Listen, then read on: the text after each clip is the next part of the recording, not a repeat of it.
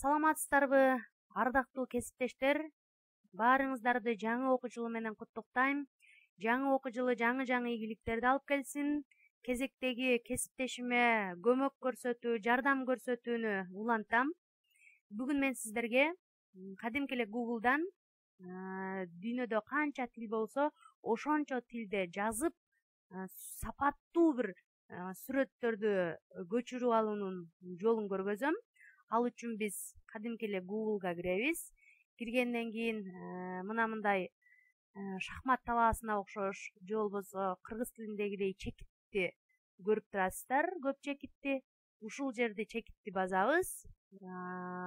Андан биз бир канча бөлүмдөрдү көрүп турабыз. Мына ушунун ичинен переводчикке киребиз. Переводчик деген бул которуп берет, билесиздер. Сиздер эгер кыргыз тилинде гана билсеңиздер, кыргыз тилинде маалымат жазасыздар. Орус тилинде билсеңиздер, орус тилинде, англис тилинде билсеңиздер, англис тилинде жазып, бул жакка ошол тилде издөөнү коесуздар. Мисалы, мен кыргызча издегим келип турат, мага баланын сүрөтү керек болду дейли. Орусча мальчик дейт, англисче boy, корейче мынакей дагы турат. Сиздер дагы башка тилдерди издеңиздер келсе, бул жерди бассаңыздар, мына бир канча дүйнөдөгү тилдер чыгат. Мисалы, беларус тилинде издеңиздер келсе, мына хлопчик деп издейт экенсиздер. Мынакей жада калса, латын тилинде, исландский, болгар тилинде, шведтердин тилинде, деги эле дүйнөдөгү мен деген бир тилдерде издесеңиздер болот. Мен азырынча англис тилинде издеп турайын. Англис тилинде издегенде мынакей boy деп чыкты. Сиздер ушул жазууга мышканы алып келсеңиздер көк болуп калат. Анда сиздер ушуну бассаңыздар копировать чыгат. Копировать чыккандан кийин сиздерге бул жерге издөөгө коесуздар. Мынакей издөөгө вставить эткенден кийин enterди басып койсоңуздар, дароо эле издеген маалыматыңыздар чыгат. Мына бул жерде бир канча картинкалар чыкты. Картинкалар чыккандан кийин мага мисалы бул сүрөт жагып жатат.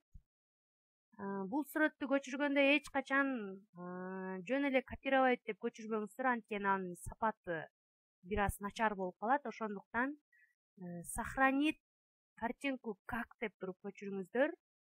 Аны көчүргөндө сиздер белгилүү бир папкага ташташыңар керек. Мисалы, мен балдардын ыры деген папкага түштү. Бул жерге жазып коебуз маалыматты. Бала сүрөт деп жазып коелуп, анан сохранить этебиз. Эткенден кийин бул жерди жабабыз. Анан кайрадан өзүбүздүн сүрөтүбүздү эмне кылабыз? Колдонобуз дейли. Сүрөттү колдонуш үчүн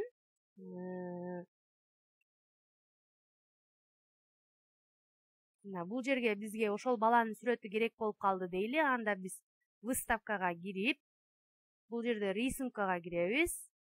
Андан кийин биз балдардын ыры деген папкабызды табышыбыз керек. Мынакей. Муну тапкандан кийин мынакей биздин бала көчүп калган. Муну вставить этебиз. Мынакей бул жерге түштү. Биз мурунку сабактарыбызда көрсөткөндөй эле мунун арткы фону бизге керексиз болчу. Ошондуктан эсиңиздерде болсо биз форматка киребиз. Кайрадан удалить фонго киребиз. Мынакей белгиленип калды. Анда биз 4 чарчы сызыкчаны оң тарапка, сол тарапка созгондон кийин сүрөт даана экранга жакын келип калды. Анда биз муну удалить фонго кирип, сохранить изменения кылабыз. Мынакей бала өзү кыркылып даяр болуп калды. Андан кийин биз бул сүрөттү сабагыбызга колдоно беребиз. Көңүл бурганыңыздар үчүн рахмат. Кезектеги кесиптешиме көмөк көрсөтүүнү улантабыз.